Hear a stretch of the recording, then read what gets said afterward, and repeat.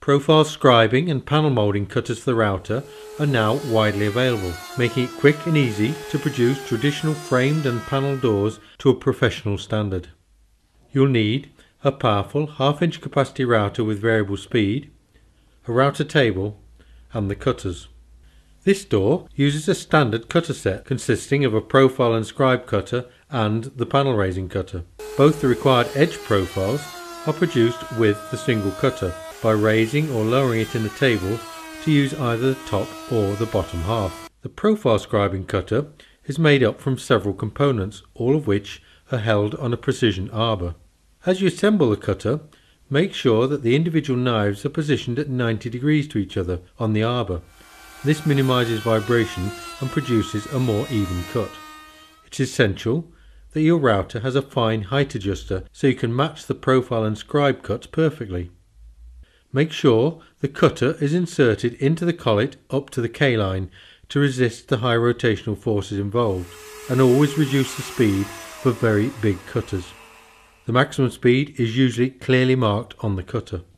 The timber needs to be accurately thicknessed, as the joints will never fit properly if there is even the slightest variation in size.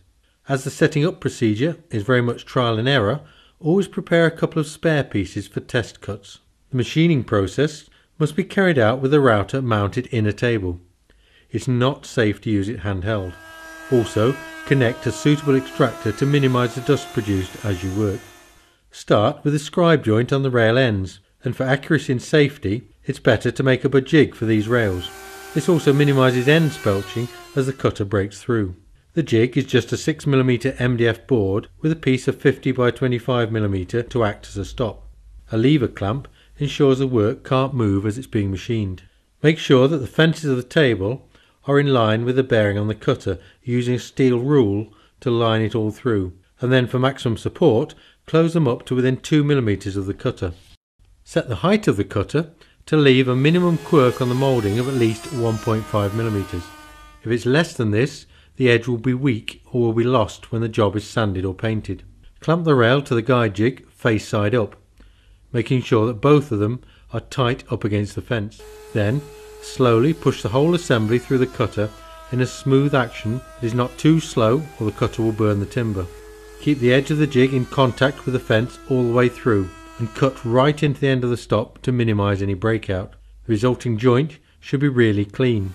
Repeat the procedure on the end of all the rails, keeping them orientated correctly, face side up for all the cuts. Now adjust the cutter set for the matching edge profile and use the scribed rail end as a guide to setting the height. Make a trial cut in a piece of spare material and check for fit. All these edges now have to be machined with the face side down. Run the mould down the edges of each of the stiles on the rails, making sure they're held firmly on the table or the groove will end up out of line with the edge. The rail and stiles should then fit together perfectly with a neat mitered corner moulding. The panel is next, and if you're using solid wood, make some allowance for it to move with changes in humidity. So allow a 2mm gap at either side and 1mm at either end.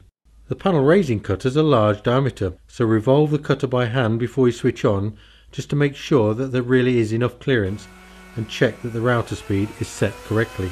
Start cutting the panel profile by making a shallow pass across the two ends of the panel, and then down the sides to remove any breakout. Keep increasing the depth of cut until the lip formed on the edge of the panel is a nice sliding fit in the grooves on the frame, and that the panel will not stop the scribe joints from closing up. If everything is okay, glue the frame joints and clamp the whole thing together, making sure it's square. You don't normally put any glue on the panel edges, but leave it loose to allow for any movement. Once it's dry, a light sanding will flush off the joints and remove any glue smears. Now all you need is a coat of polish and your panel door is complete.